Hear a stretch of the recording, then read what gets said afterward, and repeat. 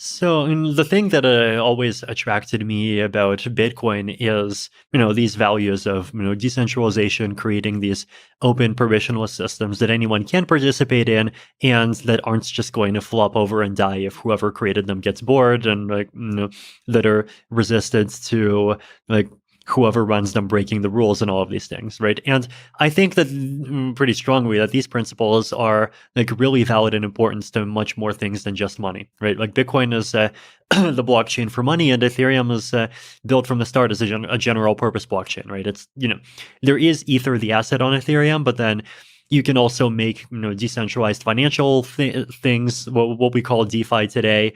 You can make like ENS, the decentralized domain name system. You can make prediction markets on it. You can make totally non-financial systems that just like keep track of whether or not some certificate was signed or whether or not some like cryptographic key got revoked.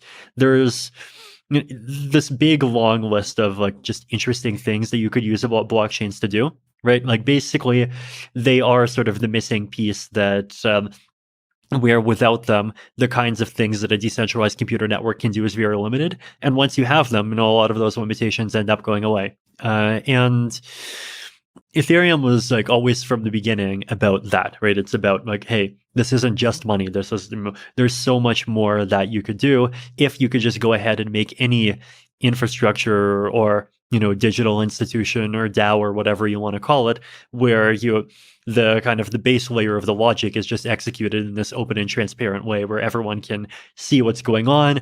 Or, if you like your zero knowledge proofs, at least everyone can see proofs that prove to you that what's going on follows the rules. And, you don't need to like just constantly keep trusting centralized actors. And smart contracts, the computer programs that are running on Ethereum, they are like the core of what makes Ethereum general purpose. Yeah. There's a lot more wrong with the world than just money, right? Like I'm not one of these people who thinks that, if you get rid of fiat currency and you replace it with cryptocurrency, then suddenly wars are going to go away, right? Like seigniorage revenue is only a small portion of government revenue, right? It's like what, 5-10%, something like that. Second of all, let's say you're the sort of person who is an extreme and very distrusting libertarian, and you think that these governments are terrible, right? Like we know today that governments fund a combination of things like welfare and things like the military that goes and like bombs people in Afghanistan, right? And the question you have to ask is like, okay, you with your new, magic newfangled cyber currency that takes over the world, take away the government's ability to have seigniorage revenue, and so you reduce the government's revenue by 10%. If the government is that evil, which portion of its expenses is it going to take that 10% from? Is it going to stop the bombing people in Afghanistan, or is it going to cut welfare? If you think it's the first, you have a very optimistic view of the government, right?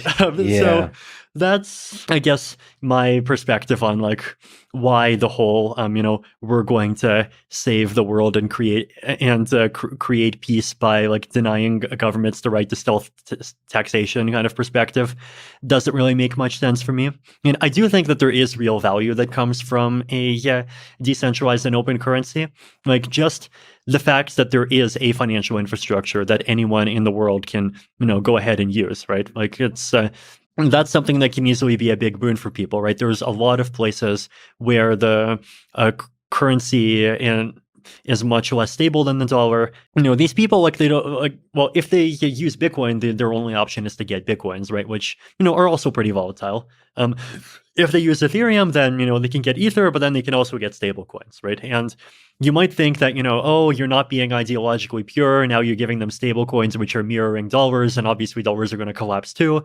But the reality is that dollars are vastly more stable than the Venezuelan bolivar. There are really meaningful and beneficial things that you can give to people by having a global and open financial system. But I think if you want to actually do that, like you have to have much more than just a currency, right? And then if you want to go beyond financial things, then, you have to obviously have much more than a currency. And then, you also have to actually take scalability seriously, because non-financial applications, like nobody's going to pay $5 a transaction for them.